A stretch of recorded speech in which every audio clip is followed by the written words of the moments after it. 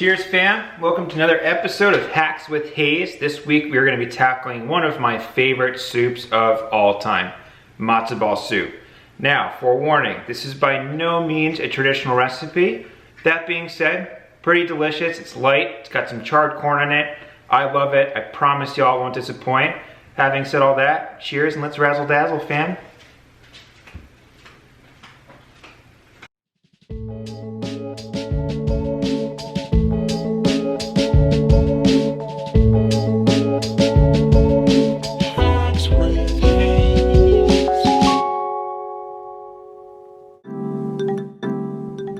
So for today's recipe, we're going to be using a pressure cooker. I took the pot right out of the pressure cooker we have. We have an Instapot. These are pretty cheap, pretty affordable. If you pay attention to that outside of it, you can see that there's a max line. Make sure we do not fill above this max line, okay?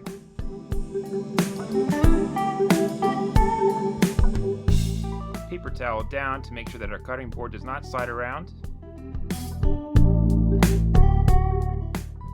Then we are going to start off with 2 pieces of chicken breast.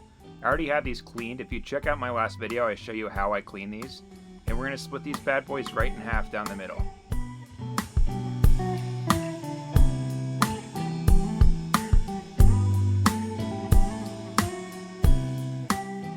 Now this is totally optional. I had some chicken tenders lying around from the other night, so I'm going to throw these in here. You do not have to do this, but if you have any chicken lying around that you're trying to get rid of, this is a great way to utilize any extra scraps and stuff that you have lying around the house. I trim these up a little bit, just like the chicken breast.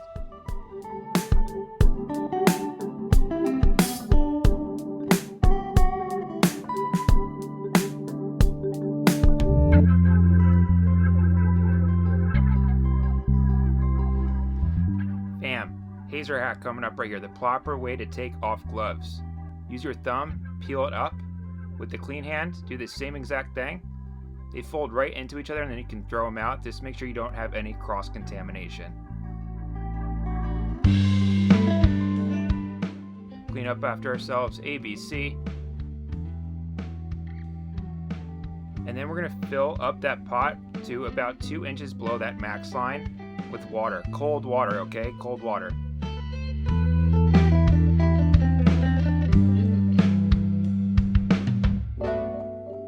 Next up, we're going to build our mirepoix or our veggies for our stock. This is a white onion. Cut the bulb end off of this bad boy and then we're going to quarter it. This time we are not going to peel the onion. We're going to leave the skin on as long as that skin's fairly clean. This is going to add a little bit of flavor to our stock. ABC.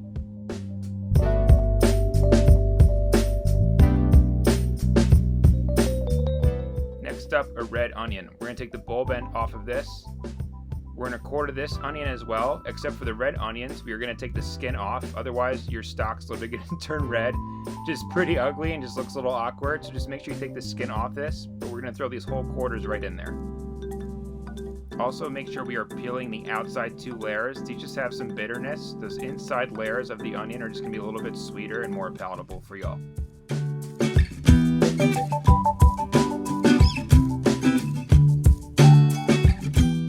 ABC. Especially with onions, the peels just get everywhere. Last up, we got 5 cloves of garlic. We can throw those right in there whole. Half a bunch of thyme.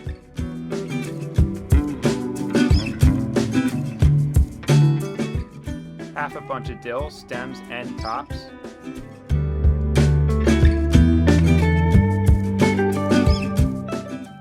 If you like to, I use baby carrots. I just think they're a little sweeter. You can use large carrots as well. If you are using large carrots, just make sure you split them. 3 stalks of celery. Again, we're going to take those white ends off, okay? Those are really bitter and just gross. So make sure you take those off. And then these 3 stalks, we're just going to quarter them.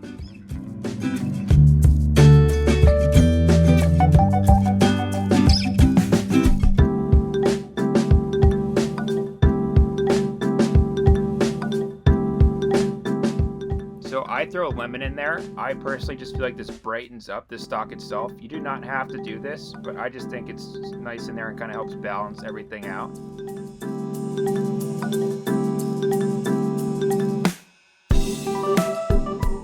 Parsley stems. I'm cutting it off like this just because later on we're going to chop this parsley, and this will help keep it nice and fresh for us.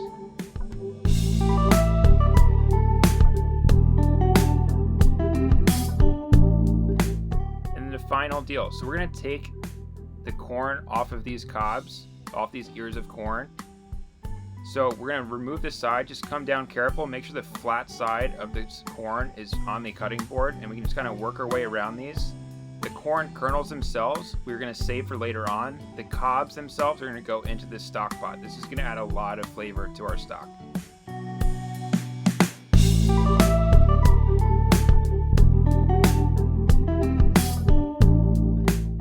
Throw the corn kernels in a bowl, and then we're going to pop them in the fridge and save them for later. We'll get into it a few minutes down the road. Also, hazer hack here. I prefer using a bench scraper to do all this. If you use your knife to pick things up off the cutting board, it just dulls it really quickly. So it just kind of helps preserve your knife itself, and it's a little cleaner in my personal opinion.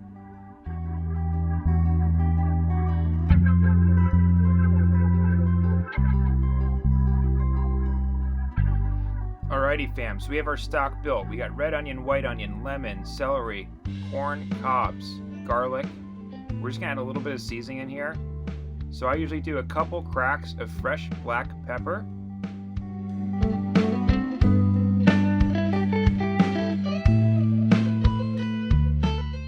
And then we're gonna throw in 2 super heavy pinches of salt. So the reason that we're doing this, salt is a diuretic, right? So it pulls out moisture out of ingredients. This just helps kind of make all the flavors meld together, in lack of a better term. Super important to always season.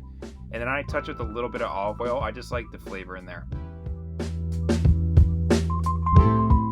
Good to go, fam. Oh, also, guess what? Sip time, everyone.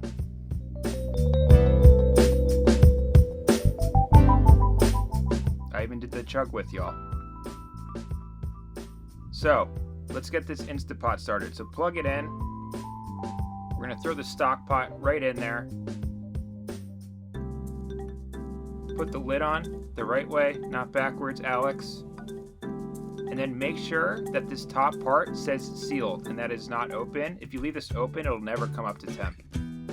We're gonna set this on low pressure for 45 minutes.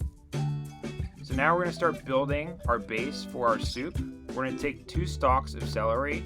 Make sure you move the tops and the whites. And then we're gonna put these into batons. Sorry, 3 stalks, guys. Lied to you. We're gonna come across 4 pieces each or so. Flip these 90 degrees and just give it a nice fine chop.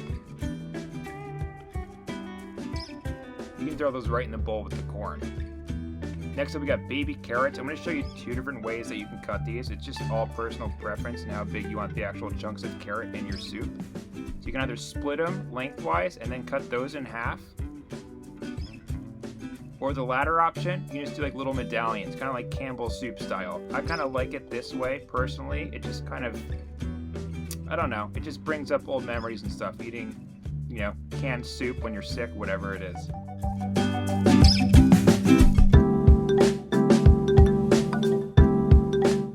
Last up, you got an onion. If you look at my last video, I show you the Japanese method. We're gonna throw that right in there.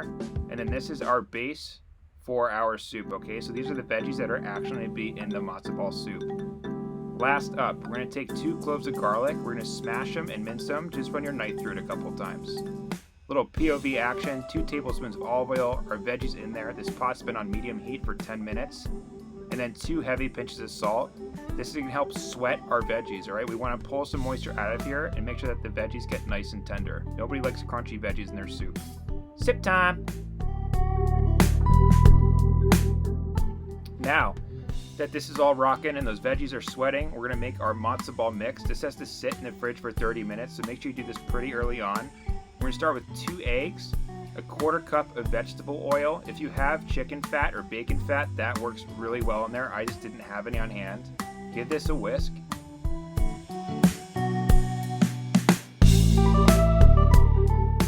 And then we're gonna pour the packet of matzo meal mix in there. This is 1 packet. The recipes are right on the box. I prefer doing this by hand just to make sure that there's no clumps and everything's evenly distributed.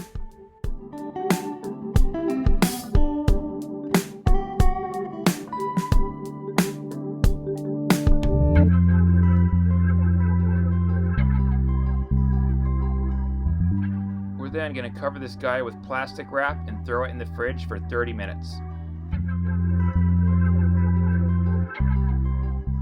Once that stock timer's gone off, pull the thing back, let the steam come out of there. And this is what your stock should look like after 45 minutes on low pressure in the pressure cooker. What we're going to do to follow this up is we're going to pull out our pieces of chicken. This is going to be the chicken that goes into our actual soup.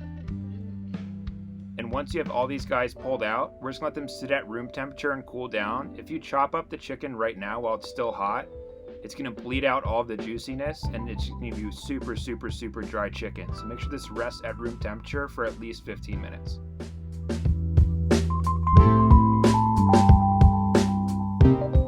While that's still hot, we're going to throw in the other half a bunch of thyme.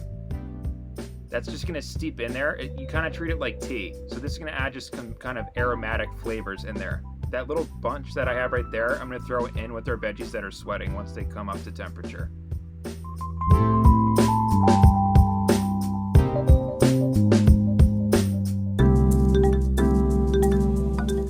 After we add the thyme in there, this is about a quarter pound of butter. I know it sounds crazy, but it's delicious, and I do this because of the corn in there. Butter and corn are just a match made in heaven, and we're just going to throw that right in there and let it melt on its own.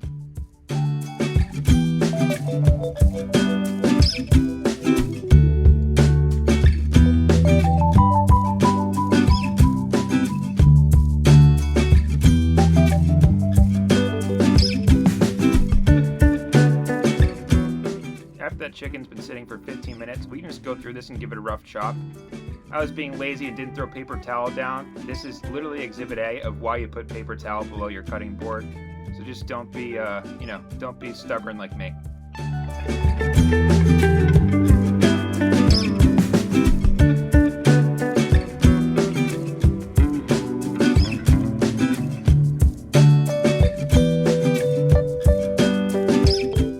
Once that chicken's chopped, we can just throw it right on the counter. This is going to be going into soup pretty soon, probably 10-15 minutes, so no need to worry. Once that butter's mostly melted, let's give this a little bit of a stir. Make sure it's just all mixed in there and nicey nice.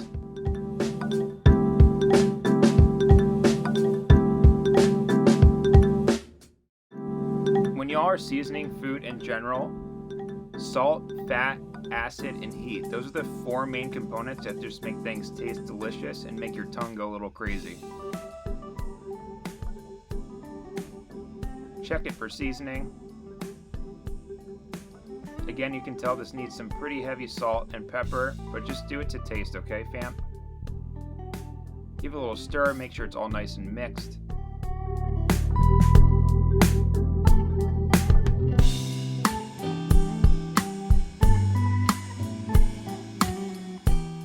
We're going to check it for seasoning again, okay? We want to make sure we taste things as often as possible as we go. See that? Extra pinch of salt and pepper. Alright, so now that these matzo balls have been sitting in the fridge for 30 minutes, we can form these guys. I put a little bit of canola oil down on the plate just to make sure that the matzo balls don't stick to the plate and they kind of dump into the soup a little bit easier. And then my favorite tool ever to use for forming matzo balls is this little mini ice cream scooper that I have. I think it's about an 1.5 scoop. It's got the little clicky thing on there too. I don't even know what you call it, but it's super helpful. And we should get about 8 or 9 matzo balls from this one package of mix.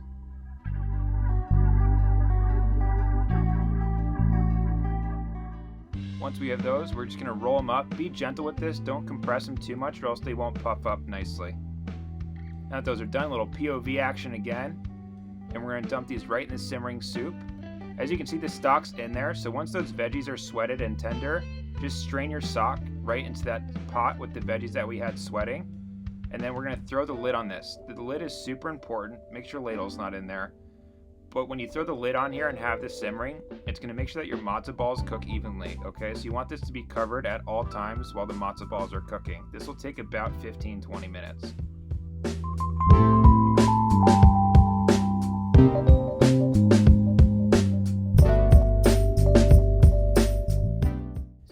sip time.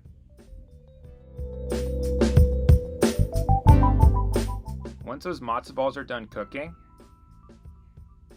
we can go ahead and throw our chicken in there, okay? Now this chicken's already cooked, mind you, so we really don't have to cook this much longer. We really just want to warm the chicken up. So you can turn down the heat a little bit, put it on low heat just to make sure it keeps the soup hot itself. And also just give it a little stir to make sure the chicken does not burn on the bottom and the veggies do not burn on the bottom of your pan.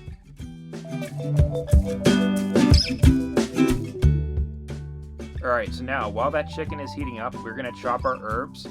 I do this last minute because it makes sure the herbs are as fresh as possible and makes your soup basically as fragrant as possible, in lack of a better term. We're going to pick the dill leaves off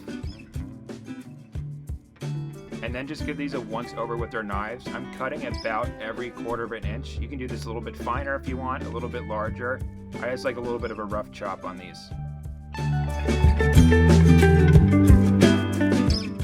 And now for the parsley, I'm only going to use half of this bunch of parsley leaves. Again, just run your knife kind of across the sides, and we can always save that parsley for another recipe.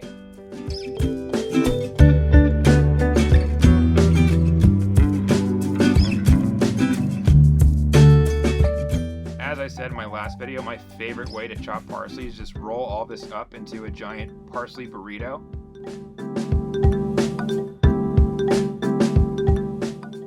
And then we're just going to give this a little shift knot. So we're just going to try and cut this once if possible and just get it as thin as possible.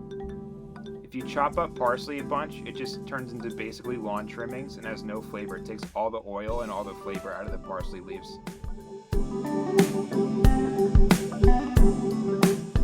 Pick the leaves from the outside, re-burrito them, and give it one more once over. And then we're good to go, fam.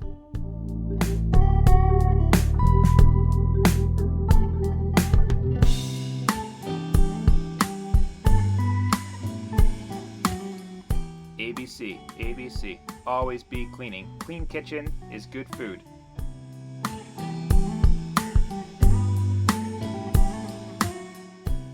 I also mix these up on the cutting board just because of my OCD. You do not have to do this. We're going to be throwing them in this soup, so they'll be mixed up regardless, but I figured you guys would enjoy a little bit of OCD here.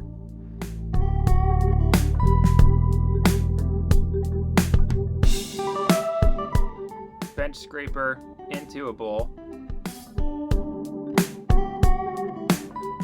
Alright everyone, finishing touches. So, herbs right into the pot while it's still on the low heat. We're doing this last minute because it makes our soup extra fragrant and just make sure that you can really taste these herbs, and it just brightens everything up and makes it taste delicious. Give it a stir. After 10 seconds, we're going to shut the heat off and pull this off the heat, and we're ready to serve.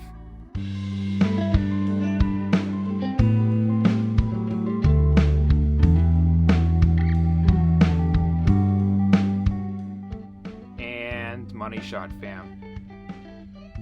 As always, thank you so much for watching. Please comment, like, subscribe. I appreciate any and all feedback. And as always, fam, I'll see y'all next week. Cue blooper reel. Why is this thing not recording?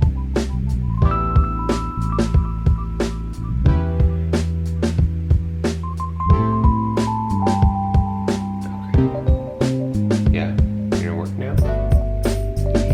Yahtzee. Okay. Do a little twist on this, so any of you guys that aren't,